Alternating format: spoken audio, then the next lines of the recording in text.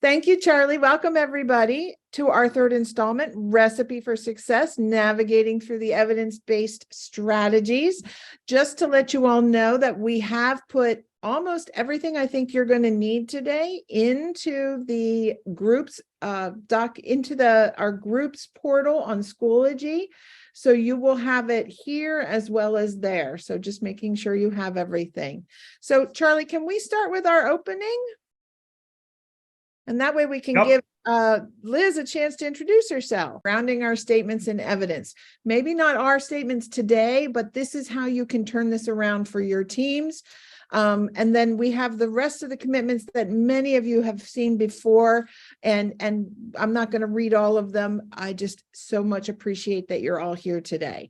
So in the interest of time, we're going to move on to our outcomes. We have 3 today. One is to make sure that you can turn around and explain to your team what we mean when we say ESSA tiers of evidence, 1, 2, and 3.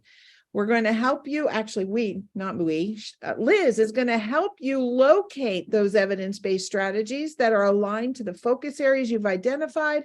And then once you find an evidence-based strategy, is it the right one? So assessing implementation readiness using a research-based framework. So to ground us back where we were last time we met, we have so Charlie, if you want to go ahead and move to the next slide. If you remember, this is our through line. This is kind of like our pathway. We're trying to get to, getting through all of the steps.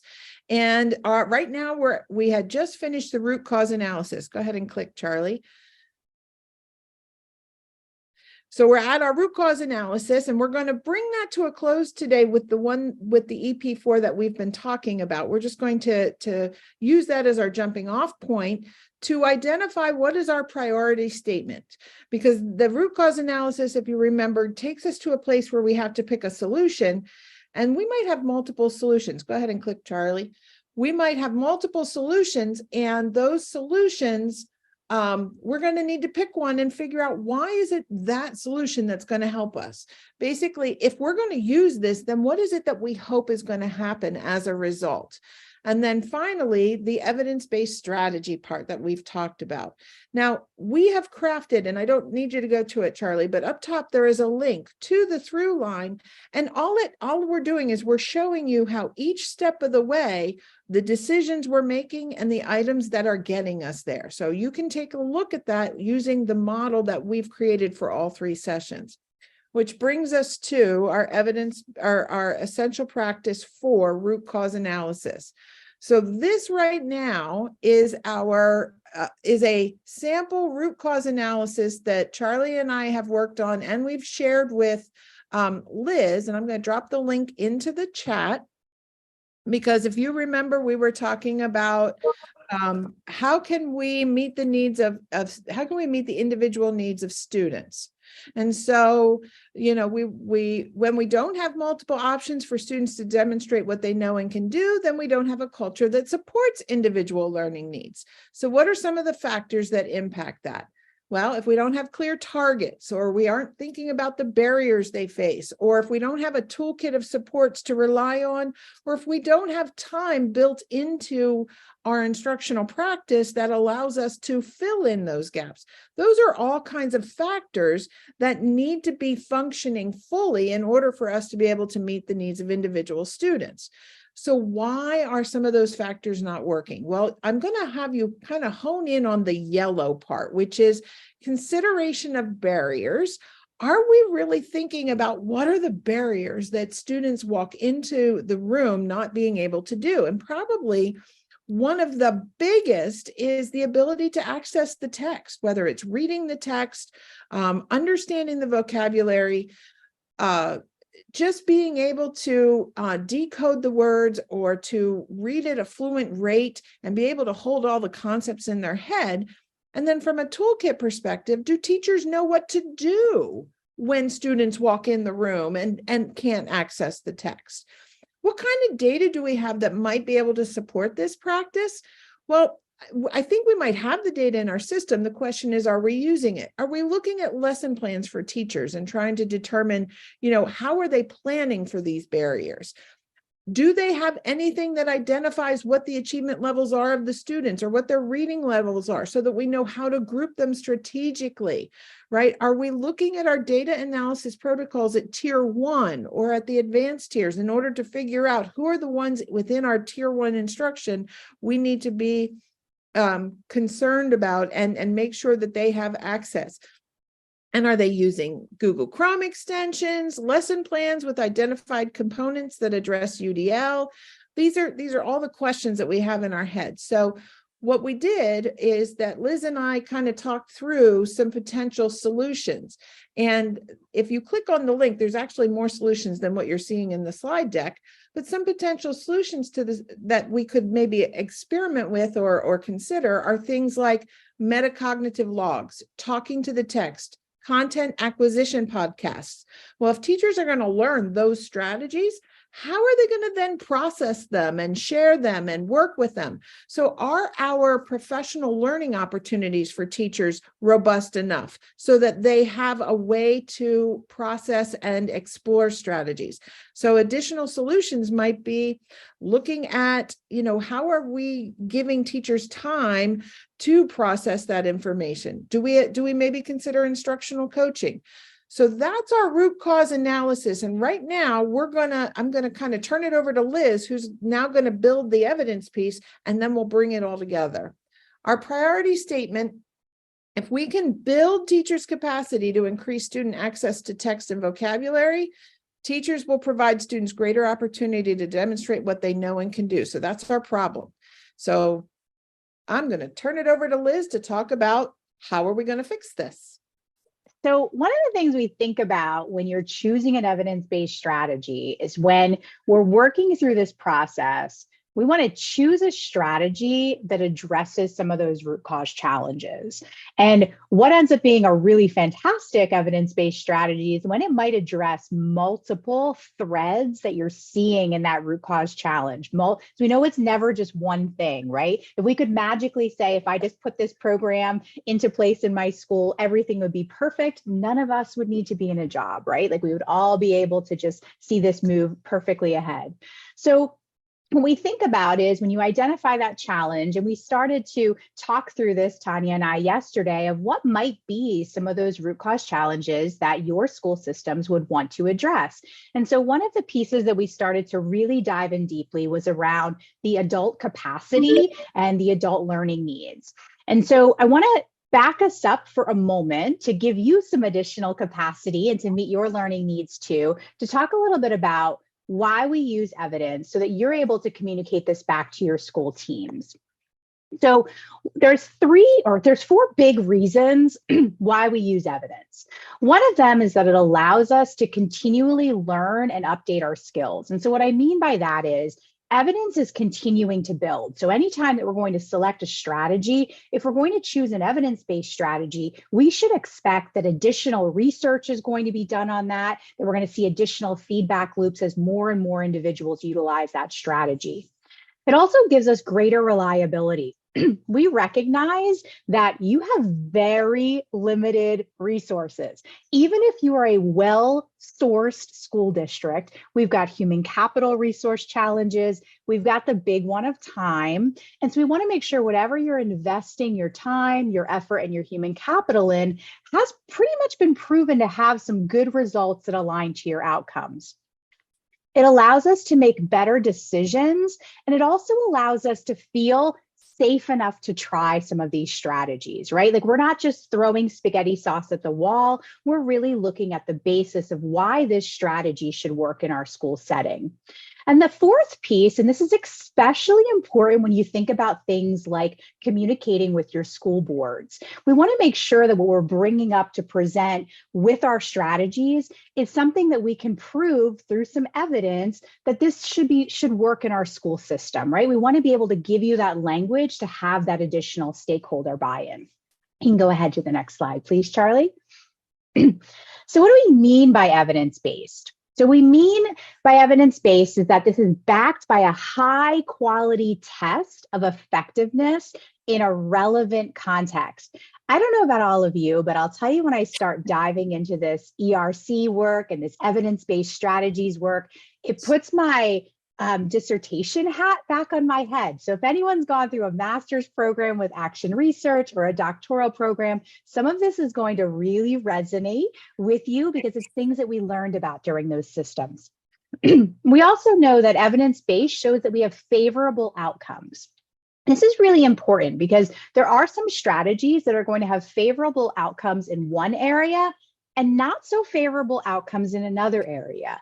And by being able to have all of that information in front of us, we're able to make a really informed decision about what we move forward with. And it can be replicated using descriptive details about implementation. This is one of my favorite things about evidence-based strategies. And what this is that we should be able to look at all the components of a strategy and figure out what do we need to do to implement this in our school setting, right? This shouldn't be us trying to make something up. This should allow us to have a recipe to follow for implementation. And so those are kind of those three pieces that we think about with evidence-based. You can go on to the next slide, Charlie. So again, this looks at the rigor, the results, and our ability to replicate. You can keep on going. So one of the things that's kind of come about to help us a little bit in this is this framework to rate evidence quality. So under ESSA, we have some requirements to really lean in and look at different pieces of that rigor, results, and replication. And ESSA gave us some tiers, and I'm going to walk you through what these tiers look like, and some things that they are and some things that they are not. You can keep on going, Charlie. So we have 4 ESSA tiers, and I know this is kind of small on your screen, but I'm going to show you where to get to all of these resources when we get onto the ERC. And you can also utilize that. Hopefully you can utilize the bit.ly that's on the screen too to get to this table. So the 4 ESSA tiers really show us the strength of outcomes, okay? ESSA tiers rate study outcomes. They don't rate the interventions. And so when we think about this, we can, thank you, Tanya. We can take a look at tier 1, tier 2, tier 3, and tier 4. What the tier really tells us is how confident we can be in this strategy having an impact in our school, having an impact on the outcome that we're hoping to achieve. What I do want to caution you with is that tier 1, 2, or 3 doesn't necessarily mean that a tier 1 is going to be better for you than a tier 3. It really means you have to look deeply at what does this look like in our context, and is the outcome aligned to what we're looking for as a school system. I also want to put a little note in here around tier 4. Under ESSA, you can utilize strategies that meet a tier 4 process. What tier 4 tells us is that it demonstrates a rationale. There's a couple caveats for that tier 4 piece, and they're actually really exciting caveats to me. When you are going to be utilizing a tier 4 strategy, so this is something that we think it has a lot of good evidence that it should work in our school system, but maybe the research hasn't caught up with what's happening in today's school environments. If you're going to choose a tier 4 strategy, you're going to also need to do some really good data analysis and collection throughout the process. So schools that might decide to try out a tier 4 strategy can really be part of that ongoing evidence collection. It's a fantastic opportunity to help your teachers become more well-versed in action research and really be part of this. You can share a really practical idea around this. Restorative practices started off as a tier 4 strategy when I first came into this role. And as continued research was coming into the field, we ended up seeing it moving up in the tier structures because more research came in to back up the outcomes aligned with restorative practices. So I just want to give you that as a caveat. For that. You cannot utilize CSI funds for tiers 1, 2, or you cannot use it for tier 4 strategies. But if you're a school system that's not part of your conversation, you're welcome to explore some of those strategies. All right, you can keep on going down. So we think about our tiers. Again, our tier 1 has the highest level of confidence, right? There's been the most research that's been put into place to show us that this should work.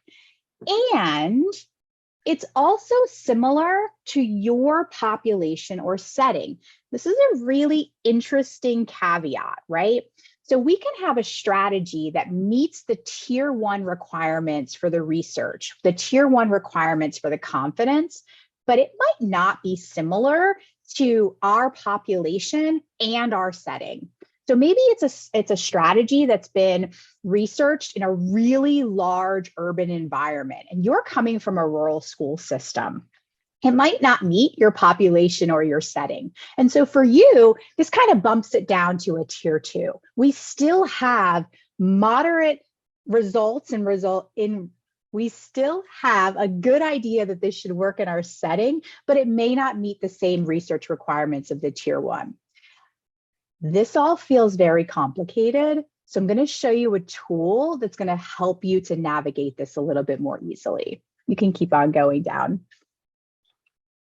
So again, our ESSA rate our study outcomes, not our interventions. And you can see at the bottom of this slide, here are some example of outcomes that we might be looking for.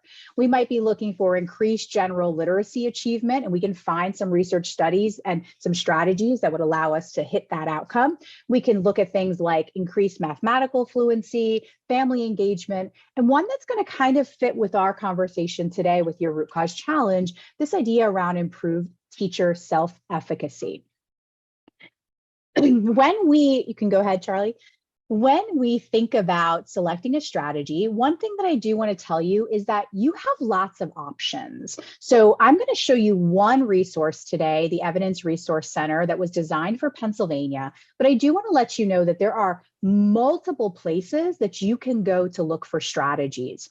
We've got Social Programs at Work that's really going to look at how we have those holistic supports for students. The National Dropout Prevention Center has a plethora of resources around graduation rate.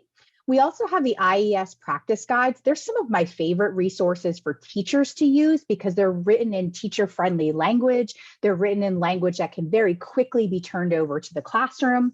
And we also have ed reports and ideas that work. So you can utilize any of these clearinghouses, and our Evidence Resource Center has a list of even more. So I want you to know there's lots of places, but a great place to start is going to be our Evidence Resource Center. And Charlie, you can go ahead and stop sharing at this point, and I'm going to go ahead and share my screen so that I can walk you through. And we are here till 9 o'clock, correct? Yeah, our folks are here. They can stay up till 9:30, but you take, 9 o'clock would be great. Okay, I'm going to try to get you out of here for 9 o'clock, unless there's tons and tons of questions. All right, can everyone see my screen now? If you can't, just wave. All right. So this is the Evidence Resource Center. So I'm wondering if you can do like a thumbs up or thumbs down. How many of you have started to explore the Evidence Resource Center? And if you've never looked at it, you can do thumbs down for the first time. All right, so it looks like this is going to be your first. Oh, it's so exciting to get to show you this for the very first time. All right, so the Evidence Resource Center was developed as a place for learning about strategies and general learning about evidence-based resources and strategies. So we're going to have a collection of strategies, and it's going to be an opportunity for you to learn more about using these strategies. So I'm going to highlight a couple things for you since this is your first time using this, and then we're going to go into an example. So on our website, we're going to have some opportunities for you to be able to search for strategies. I'm super excited about some of the new additions to our site because they've made this a really user-friendly way for you to quickly look for strategies aligned to the outcomes that you're searching for. So I'll show you those in a couple moments. It's also going to have an opportunity for you to learn. And again, I'm someone who really feels like anytime you can build your own professional learning cup, you should do that. And this website is a fantastic resource to go a little bit more deeply on some of the things that I just touched on today. So on the Learn section of this site, it's going to give you a ton of areas that you can look at to dive in more deeply. I'm going to show you a couple of them that are really critical. One of them is going to be looking at the clearinghouses, like I mentioned to you earlier. So what you can see with the clearinghouses is there are a ton of other spaces that you can look at for more specific strategies if you don't find what you need on the ERC. So I always encourage people to start with the ERC. It's really user-friendly. It helps to get you grounded on what are you looking at, because some of the other clearinghouses really are going to be heavy on requiring you to read research studies yourself and determine what tier it's going to fall under. The ERC is going to do that work for you, okay? But that is one of the really important pieces on here, all of these different clearinghouses. Some of the other pieces that I want to share with you is in regards to decision making. And we're going to talk about this a little bit more when we start to look at some of the strategies today. But there's some really great language in here for you to be able to communicate with your school teams or with your school board about why did we select this strategy. So I want to give you all the tools that you have to really come back with that informed decision. We're also going to have information here about how do we review evidence? And this will take you right back to that graduate school world. If you don't want to go back there mentally, you don't have to, but know that all of that's going to be here for you. And it's also going to give you some ideas of how do we explain the ESSA tiers? So again, that table that I shared with you on the PowerPoint is going to be in here. It's going to talk through samples, setting, and context. It's also going to give you some really nice printables that, again, you could utilize with your teams and strategies.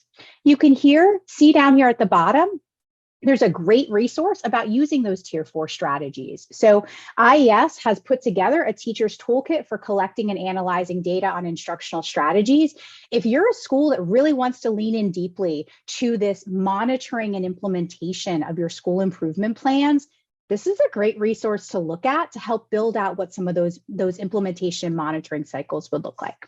Okay, so let's go back to our root cause challenge.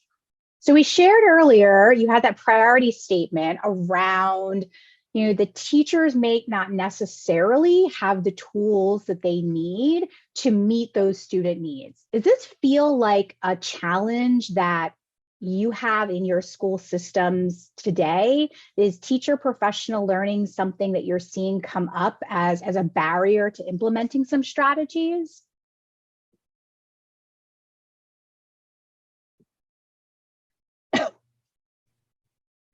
No. No. I think it's more the time. We have lots of great ideas of what we do for professional development, but it's the timing of it. That is really perfect context, because that's going to help us look at these strategies today, okay? So we know that there's lots of things that you could choose to address some challenges around professional learning. I'm going to show you some different spaces. And one of the things I am going to kind of share with you is when we think about the time piece, there are evidence-based strategies around different ways to structure your human capital that I'm happy to connect with anyone afterwards to get you connected with our human capital person. The Department of Education shared out things like the opportunity culture that kind of restructures what classroom and teacher settings look like. So if you don't find that here today and you know that time is a challenge, there are resources to be able to dive into that. So I just want to let you know that right off the bat. All right. Let's go with this professional learning piece, right? So if we say we've got some root cause challenges around our teacher professional learning, whether it's not as robust as we need it to be, whether we have challenges of time, we need to address this. And so what we're going to do is we're going to take a look. I'm scrolling down pretty as slowly as I can so I don't make all of you a little seasick. Let me go down to some strategies for educators and staff. So remember, we've got our root cause challenge, and we're going to say that our barrier for the sake of our time today is around teacher professional learning. So we're going to need to select a strategy that addresses teacher professional learning. So I can come down here. There's 2 areas that we have to select from. We've got one around educator well-being and retention. So you might go even more deeply in your root cause analysis piece. Remember, this is an iterative process, and come up with, hey, we really need to talk about our retention piece. For today's example, we're going to take a look at educator effectiveness. So when we come in to the educator effectiveness, I'm going to have you we're going to look at 2 different strategies. So there's 2 ways that we might want to address some challenges around teachers' professional learning. We're keeping in the back of our mind already that we've got some barriers, we've got some contextual things at our school that we have to be very mindful that whatever strategy we pick has to meet those contextual pieces in our school. So we're going to look at two different strategies. The first one we're going to look at is teacher study groups. Teacher study groups, it's really another word for a very structured PLC. And when I go into the strategy, I can see that we've got some evidence at tier 3.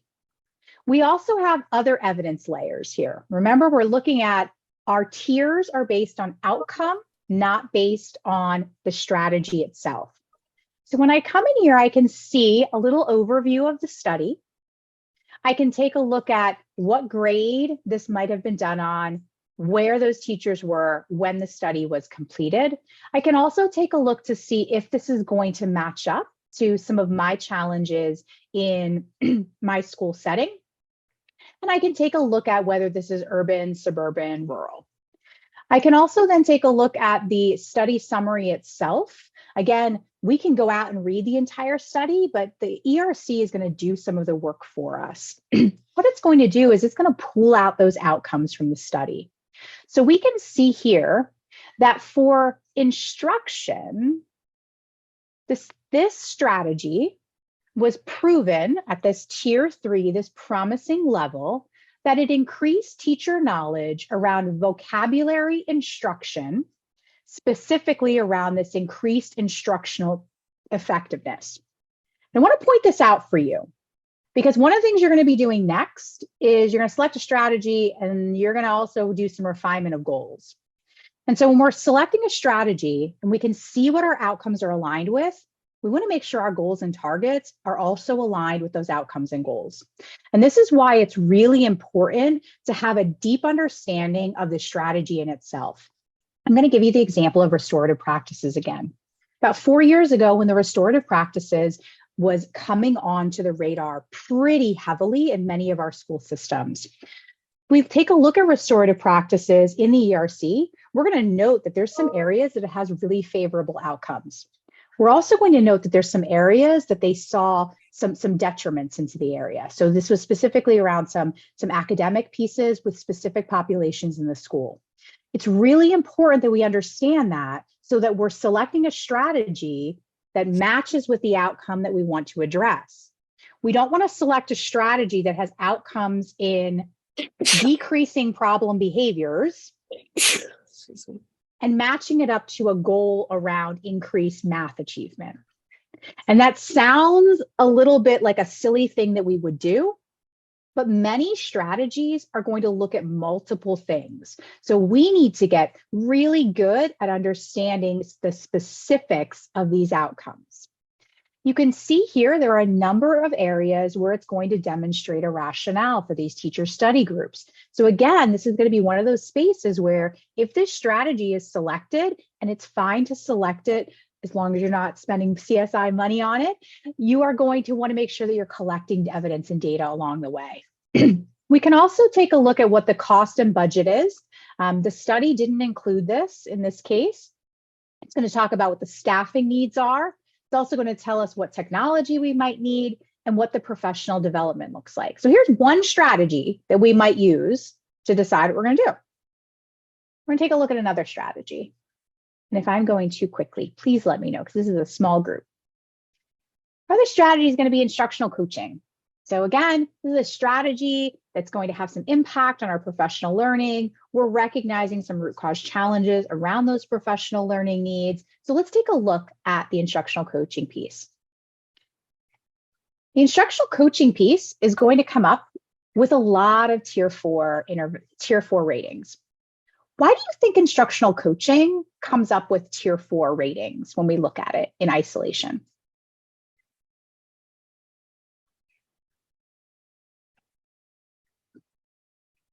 Think about what you know about research studies, what we need to have to make something a tier 1, 2, or 3. Why might instructional coaching not necessarily have that level of confidence?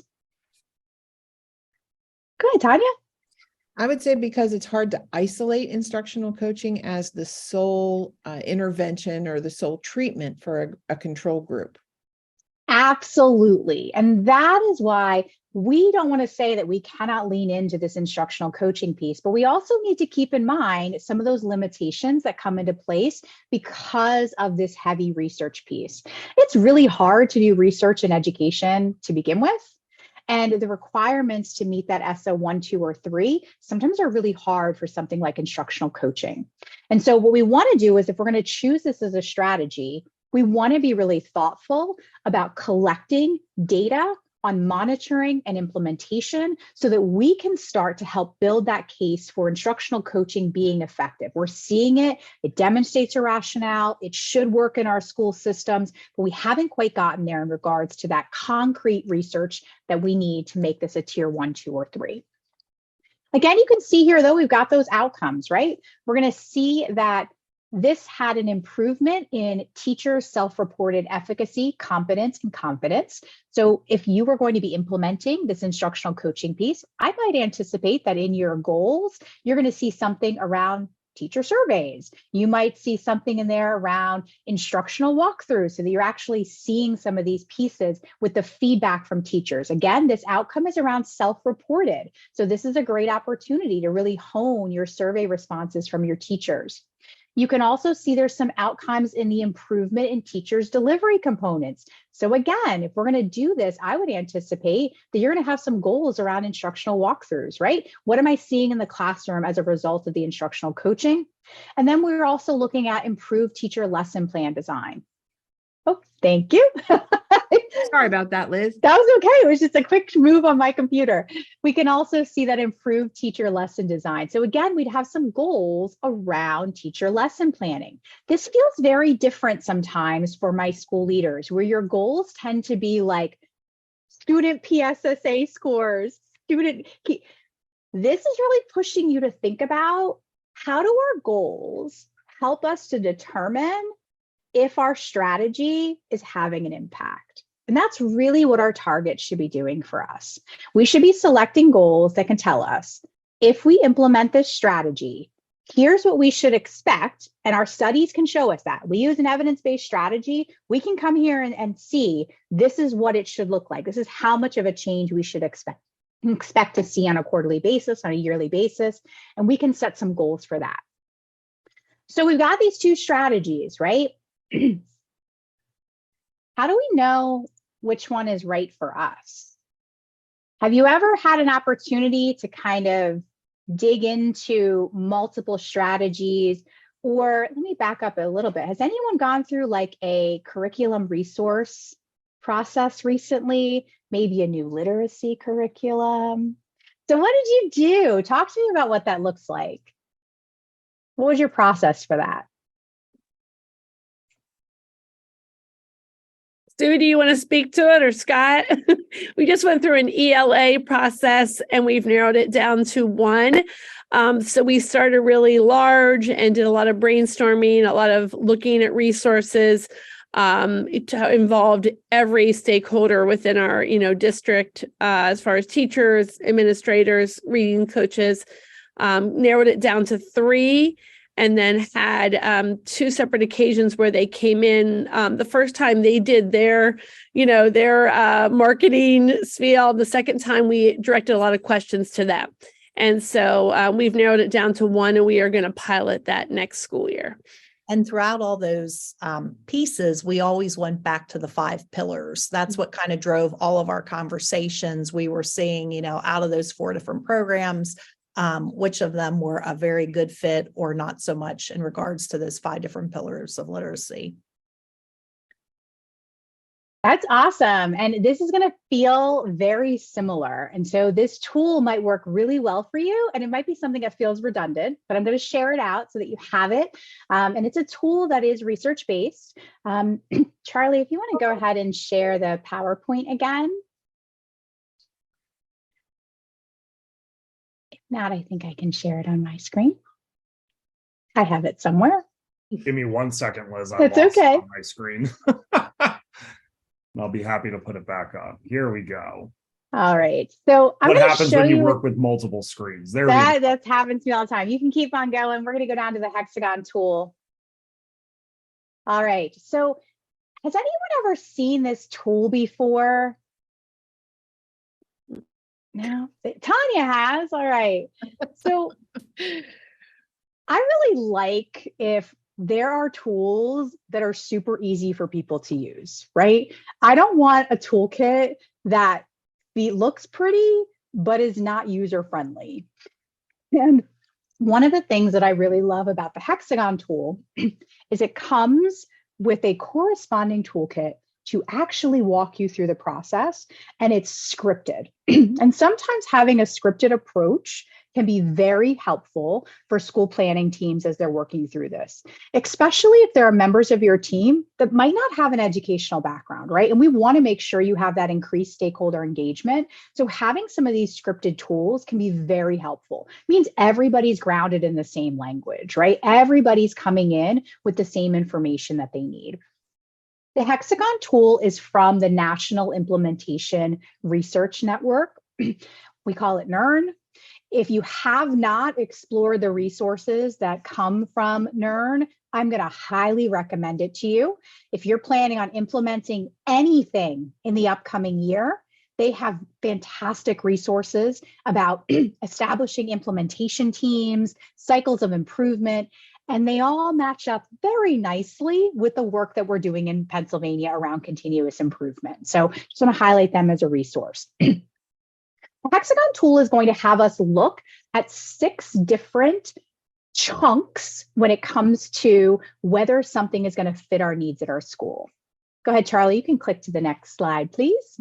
There's 2 sections to this. So the first is that the tool is going to look at the site that's going to be implementing the strategy. It's going to look at the needs in place at your site.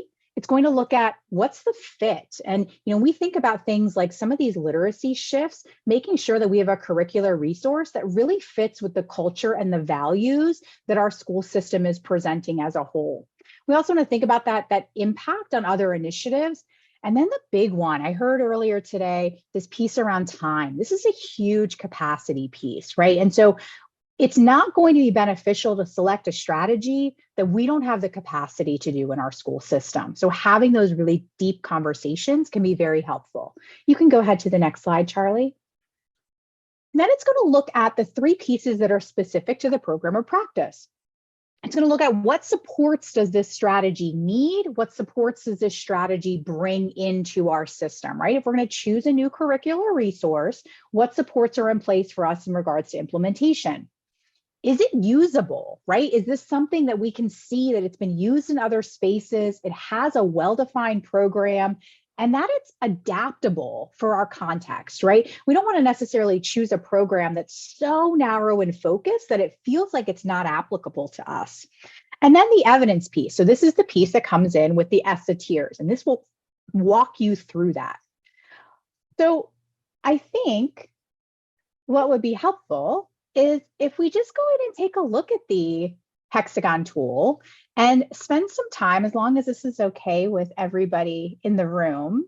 I'd like to give you an opportunity to think about, is everyone, not everybody's from the same school system in here, but we're going to go with the example of the professional learning piece, right? So we just talked about, we've got instructional coaching, and then we've got the teacher study groups or the PLCs. So which one of these would you like to dive in a little bit more deeply with the hexagon tool? I want to give you an opportunity to actually try this out. Let's do thumbs up for teacher study groups and thumbs down for instructional coaching. So if you put your thumb up, we're going to do teacher study groups. Thumbs down, we're going to go into the instructional coaching piece.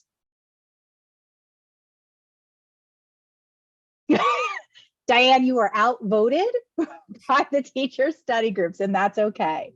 So let's take a look at this. So we have this tool, and you can actually, if you want to go ahead up. Okay. Charlie, you can go ahead down again. I'm sorry. You were driving it. So here's what happens with this Cool. You're going to go through each section of the hexagon, and there's questions to answer. And when you do that, you're going to give a rating. And this isn't like okay, if this gets the highest score, this is the one we go with. What we're using those ratings for is for us to really compare the ability for our school system to implement this strategy effectively. And so let's take a look at some of these questions that we have in place. You can go ahead and keep on scrolling down. All right. Thank you, thank you, thank you. Can you go to, and make this really practical. Can we go to the capacity questions, Charlie?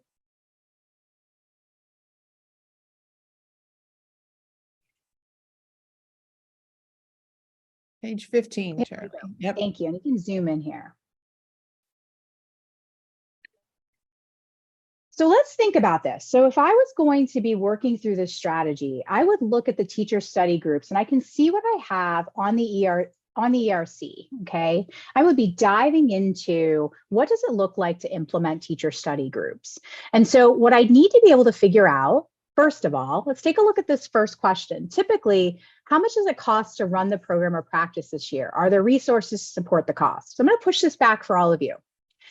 If you are going to be implementing something like teacher study groups, which means having a dedicated time for teachers to come together, what are some of those costs that you would anticipate? Because the ERC is doesn't give those costs in this case.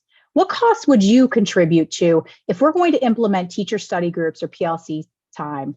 What might they be?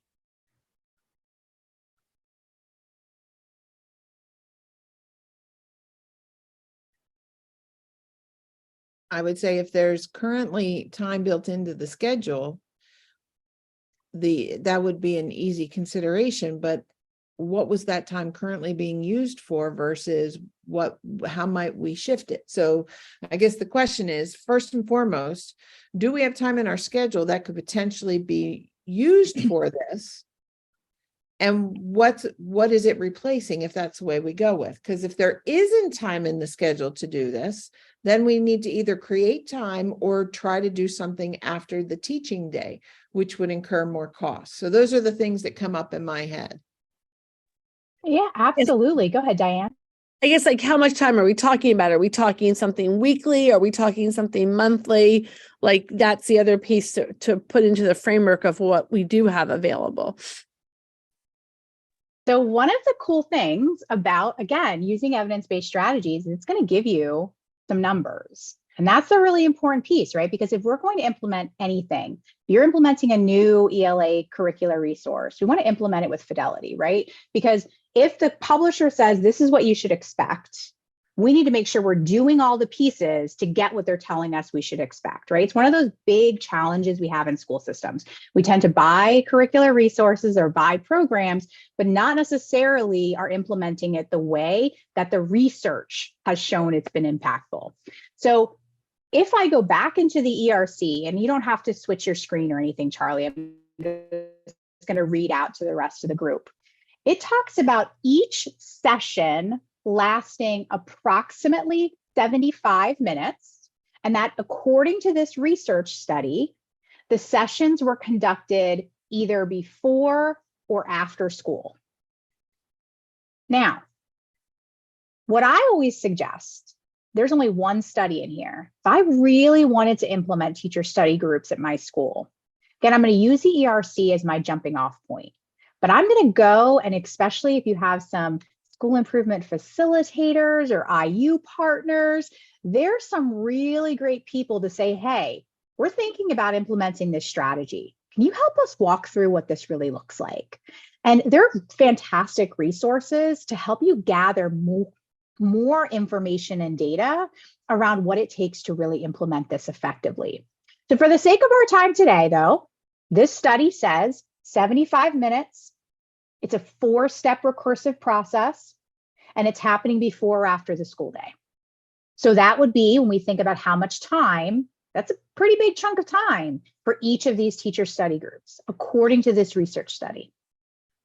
One of the things you do need to think about when you're selecting a strategy, though, is, are there things we can adapt that are not going to necessarily change the impact of the strategy overall? So the question I would have is there a big difference between 45 minutes and 75 minutes? What's happening in that time slot that might make a difference? And so these are all the contextual things that you'd be able to work through with the Hexagon tool and some of these other questions. What are some questions that you're seeing on the Hexagon tool that you're thinking, wow, this is something that would have been really helpful for us to talk through when we're selecting a strategy, whether it's a current strategy that you're thinking about or whether it's something that you've done in the past? Remember, this is specific to the capacity section of the Hexagon tool.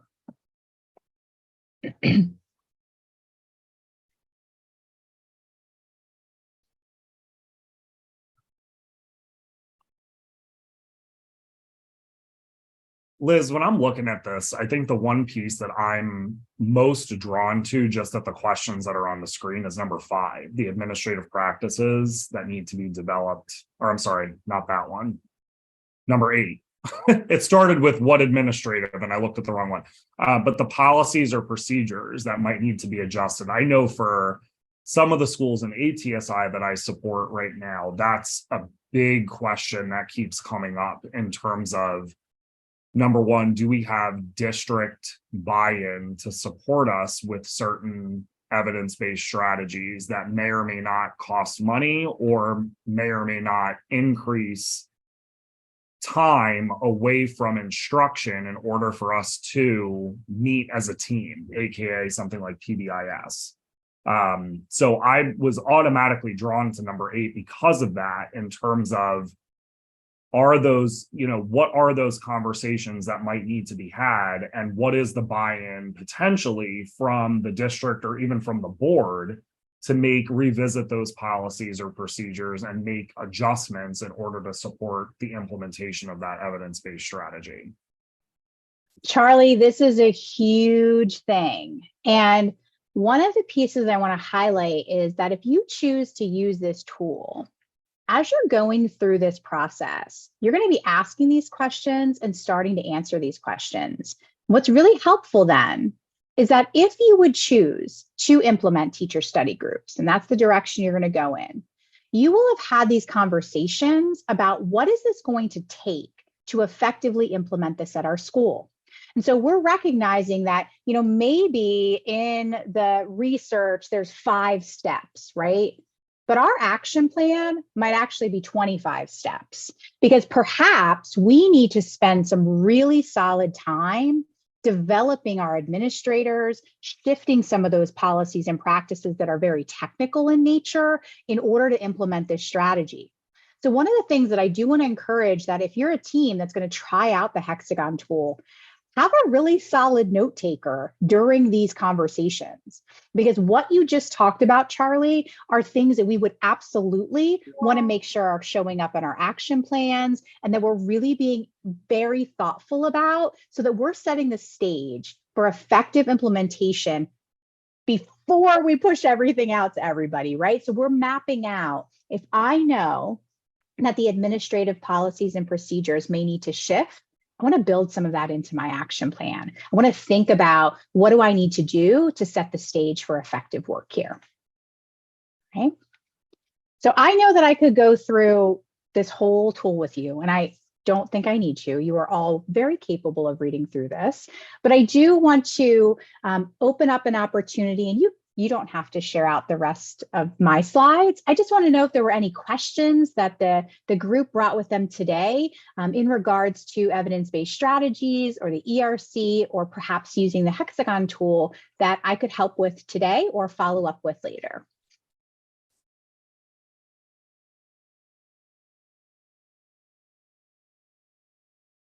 I think, Liz, the one big question, and I think you answered it, is, if we feel like we have a strategy that we are currently using, does it behoove us to look at maybe that strategy and the fidelity of that strategy and the research around it, rather than necessarily going out and saying, like, blank slate, like, oh, I wonder what we could use? Yeah, absolutely. I work with a school system that implemented a new math curricular resource 2 years ago. And they're seeing some results, but they're not seeing what the publisher said that they should see, right? And so there's these rumblings of like, well, maybe the publisher lied to us, or maybe, and what we've encouraged them to do is we really got to figure out, is this being implemented with fidelity? And the interesting thing that came up in this instance is that the teachers have continued to be a little resistant. They feel like it's a huge shift in the way that math is being taught. And so the school district has gone back to say, you know what, I think we need to do some professional development on mathematical mindset with our educators, right? Not necessarily professional learning about this curricular resource. It's a very similar conversation that we're having around literacy, right?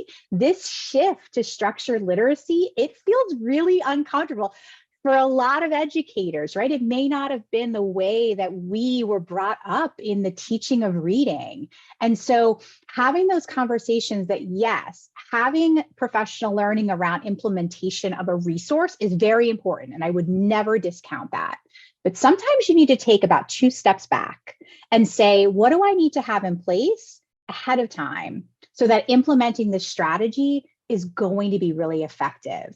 We want to make sure that we're addressing mindset as well as actual practices. Like, any other questions that I can help with this morning? I just really appreciate how accessible you made this, because it does kind of feel overwhelming at times when we're trying to identify the evidence-based strategy. And, you know, is it a strategy? Is it a practice? Is it a program? Like, it could be any one of those. And that's really, you know, we throw around this term EBS, evidence-based strategies, but it may not be a strategy, or it may be just fine-tuning something that we're already doing. So I just so appreciate your willingness to kind of unpack that for us in a very concrete, sequential way. It was really helpful. Oh, I was glad to be here. Lynn, I saw you come off mute, so I'm wondering if you had a question I can help with. Yes, thank you very much. And thank you for sharing this information. So we're at the point where we have really just identified the essential practices on which we wish to focus. And so in utilizing this information here, how do you suggest would be the best way for us to begin to dive into utilizing this resource, the evidence for PA1? So the first thing that you really, so if you've got if you've got these essential practices that you want to dive in more deeply, the next piece that I would encourage you to think about is you're going to do a pretty deep root cause analysis about why are we not operational in those strategies? What is preventing us? What barriers are in place? So when you go through that really robust root cause analysis, and Tanya, I'm sure that you've already shared lots of root cause resources. You can also, if you want to put in the chat, the IU13 website, if you haven't already shared that, there's lots of resources on there about root cause analysis. It's really important that your root cause analysis is based on evidence, not on my gut. Okay, and that is a hard thing for us to do as educators. Across the board, every school I've worked with, we have that moment of like, but this is what I feel is happening. We really want to push back to, but do we have evidence that this is the challenge we want to address, right? So you do that root cause analysis. You're going to come up with, these are our barriers. We need to now select a strategy, a program, or a practice that's going to address those barriers. So for the one that we gave today, the example might be 60% of my staff are new staff members. 40% of them are emergency certified. And so I may have staff that isn't necessarily trained in some specific strategies to meet the learning needs of my students. So I might choose a strategy like ongoing job embedded professional development that's focused on student learning outcomes as what I'm going to implement next year. That's a strategy. It's not a program. It's got components that have to be there. It's got teacher reflection. The flip side is you could go through your root cause analysis work and it could come up and you could say like, we don't have a curricular resource. Like that's a challenge, right? If we don't have something in order to deliver the instruction and we're expecting our teachers maybe to write the curricular, but 60% of them are new. Having that deep root cause analysis and coming up with, these are my barriers. Once you know your barriers, it gets really easy to start unpacking what are strategies to address these barriers. And you can utilize, I will push it back to the team that's here from the IU, really looking at those different places beyond the ERC that might be helpful for you, the What Works Clearinghouse, and then it kind of writes itself. So once you find a strategy, if it's an evidence-based strategy, the steps should be there for you. So I think that deep root cause analysis, I cannot emphasize enough that you have to do that, because otherwise you're going to be deciding to like address something that may or may not be something that we can address at the school level. Yeah, thank you very much. I appreciate that. That's kind of our next step. Mike, I asked my question wrong, but the answer you gave me was helpful information. Is there a way to best give people this resource for Evidence PA to get themselves familiar with it, so that when we do get together, we can best utilize it for the purposes we need? So there's two things that I would share out with you right away. One of them is we have some learning modules on the IU13 website, and I'm going to put them in the chat for you. Thank you. So there's some learning modules for the whole section of the plan. Okay, so that's going to be one space I would encourage you to go to.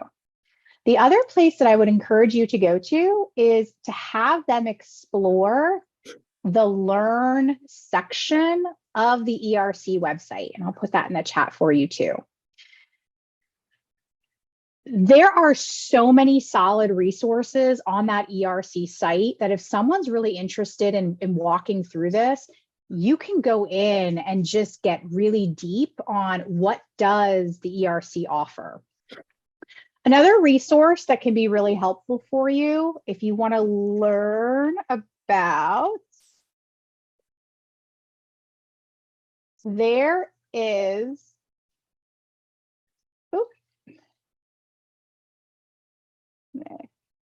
give you one other resource while I'm here, then I'll hop out.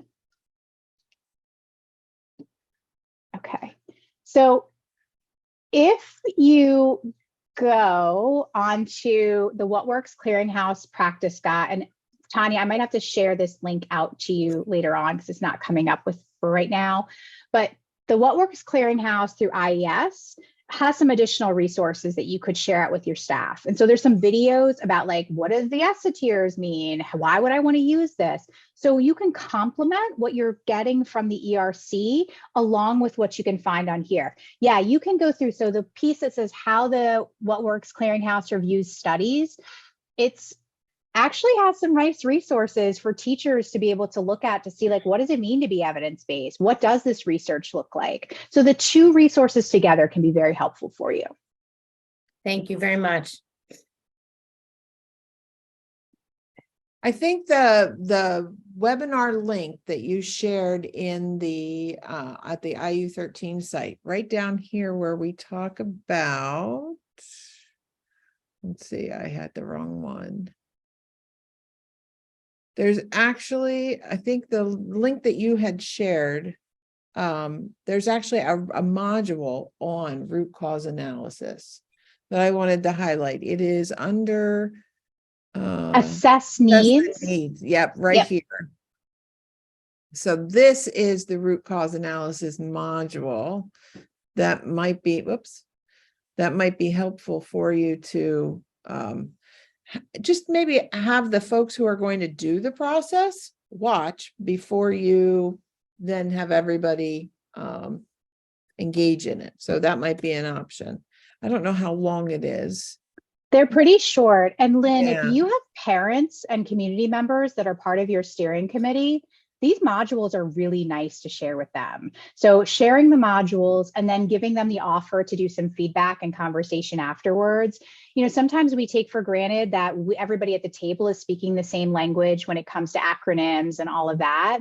But this is an opportunity for them to feel really comfortable in engaging in that conversation. And so these are there, they're free, anybody can utilize them.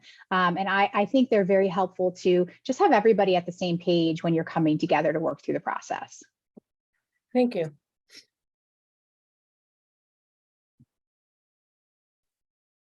All Any other right. questions? No, I think your website, we had worked on our attendance one, and I didn't have access to the evidence base, but the two things that we had down were check in, check out, and mentor programs, and I saw those listed. So now we can go back and get our evidence based information that we were really smart about, but just didn't know where we were getting that from.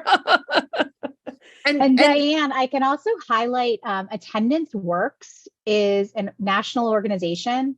All of their strategies and tools all come from an evidence-based piece. So okay, and was that one you had out? Was that one you showed up there as well? It's going to be listed on the clearinghouses, but Okay. it's like one of my favorite things. Okay. Attendance Works is so user-friendly. I can put the link in for you. Okay, thank you. Yep. It's one of those spaces where anything that you're doing, it's going to meet, like they just do evidence-based work. Thank you. So it makes it a little bit easier for you. Yep. Yeah, I'm trying to think which one I used to use. Oh, here we go. Like evidence-based solutions. So when you go here, they will actually list each of the strategies, kind of like what the ERC did. Okay. And we'll talk about how effective it is and for what population. And that's the thing, like you've got Charlie and I, like if you say to us, hey, Tanya, is there any research on, we have some access to these because we've looked at these a lot, but we also have some databases that you don't have access to that the state has given us, like Hanover Research or West Ed is one that I sometimes go to. Like we have all of those kind of at our fingertips that if you say, what can you find? We can generally pull something for you. Okay. Heather, I know you're still on here. Is there ones that we're thinking? I mean, I feel like when I looked at what we had down for the attendance, we had check in, check out, which is definitely listed, and then like some type of mentor program. So we're looking at some of those pieces as well for that. Check and connect. Look at check and connect. Sorry, check and connect. Well, that's a mentor. But Yeah. check in, check out is Yeah. definitely more your PBIS Swiss related. But check and connect would be a mentor program that done with Fidelity has a lot of high yield. So those. Sorry, that is exactly what I saw. So that definitely is one that we talked a little bit about. And then our other one that we spent a day, and we know that we need much more days. And I'm starting to be a little stressed about this. But we worked on identifying and addressing individual student learning needs. And then what our look for is where educators explain and interpret data in ways that are helpful to students and families for understanding student progress. So we're just looking at all the different ways that we can grow our data with our students, with our teachers, and then with our parents. And so that's the other area that we looked at to grow. So that was our two that we've looked at right now. So your mentoring and check and connect are the structures that will allow for those conversations to happen. But like in Liz's example, when you're doing the root cause analysis, data is going to be one of your factors. So what you want to ask the question is, do we have data collection in our system that we would use as the basis for these conversations? So if you do a whole check and connect kind of plan and then realize you don't have the data to have the conversations about, that's what the root cause analysis will kind of help you get down to make sure you're prioritizing what you need to do first to make sure the whole strategy can be successful. And I know you have data in your system. I wanted to highlight that for you as a way to use that root cause analysis and why it's so significant in the process. Tanya, I think that's a great point because I feel like we go through these kind of very sequential steps that we're sharing with everybody over the last couple of months, and we're getting to this place where we're trying to select an evidence-based strategy, but are we actually going back to the factors and the causes that we pulled when we were going through the root cause process? Because I think that's going to help, to Tanya's point, establish kind of a baseline for what even could potentially be part of your action steps. Which will then eventually get you to the development of your goal language. Because oftentimes we think about developing our goal language and then coming up with our action steps, but actually we should let those factors and causes and that evidence-based strategy drive what our action steps are. And then from there, almost like a backwards design process, then end up developing that goal language. I know Liz has to run to another meeting. We borrowed her as long as we Liz. could. Thank you, Liz. Thank you. I am happy if anyone needs to reach out afterwards that we can have a follow-up conversation, but you really are in great hands with Charlie and Tanya. They're two of my favorite school improvement facilitators, and they have a wealth of knowledge for you. So please, please, please feel free to reach out to them. But if you need anything, I'm happy to have a follow-up conversation. Thanks, Have a great Liz. rest of your day. Thank you. Bye. Liz. And Charlie and Tanya, I know Kevin's not on, and we're actually I'm headed to a safety meeting that I have to get out of here to get to. Is there a time? I know I feel like we spent a whole day. I know Sue and Scott have not spent a whole day yet. I know they're in a little bit of a panic, just trying to get some of this done. Is there a time then that we could set up? Is it better for us to meet with you one-on-one if we could via Zoom? Is it better to work as the three of us together? Like, where do you see the best time that we could just get, some questions that we have for you guys? Yeah, so we had set up office hours, but I'm wondering, Charlie, if our office hours are too late, because right now we had them set up in June, and it sounds, what I think I'm hearing is that you would benefit from having some office hours sooner. I feel like that. I mean, like I said, we spent a whole day and we thought we were going to really be where we needed to, and boy, we're not. And like I said, Sue and Scott have, and I know they're both off now, but I think it would be more beneficial for us to have them sooner than later, I think, because I know our next time is June, whatever. And I know we're already out of school by then. So I know if we're working with our teams, I don't know, Heather, what you think about that, but I feel like that's what we need. So I agree. Sooner rather than later would be great. Yeah. T and I have June and July office hours that we were actually going to send out probably in the next couple of weeks. But what we can maybe do, Tanya, as an action item for us is look at the The May potential of doing calendar. something in May, and then we can. Yeah, I know Kevin's regular timeline. Yeah, I know Kevin's timeline for us at Central is that we need to have these done, meet with our families all by June 30th. And of course, I'm retiring, so I really need to get this done. But again, like I said, that's more of our timeline. So that's where we're at as what we've been given. Okay. We'll follow up with, Okay.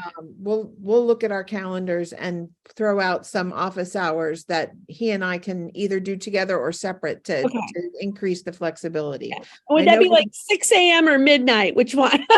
Well, Just- I'll tell you what, Charlie and I are both morning people, so we'll offer some early morning ones because those might be the Sometimes most they're attainable. easy. Our brain works best in the morning anyway. By 3 Well, I'm o'clock, right there with done. you. Don't be surprised at the hours we throw out, but Okay, I we'll will throw tell. some hours out for you. I'll tell Scott and Sue to be ready for the time frame. So thank you guys so much. Have a Thanks, good one. everybody. Thank you.